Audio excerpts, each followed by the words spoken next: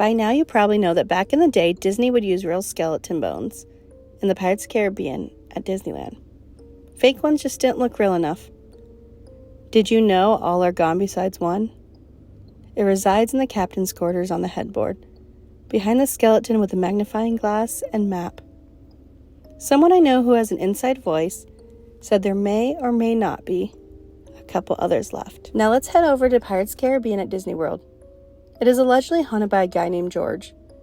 As the story goes, George was a construction worker on the Pirates of the Caribbean and suffered a fatal accident. George will make the ride malfunction, especially when cast members forget to greet him in the morning or tell him goodnight when they leave.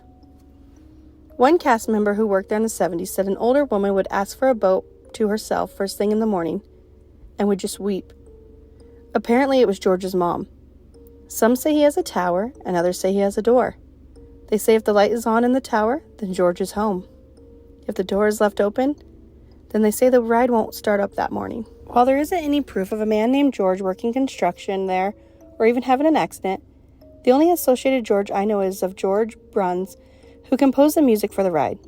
But even superstitious cast members agree that acknowledging George helps with how the ride will go that day. When you go to Disney World next, will you say hello to George? Or maybe look for the skeletal remains at Disneyland?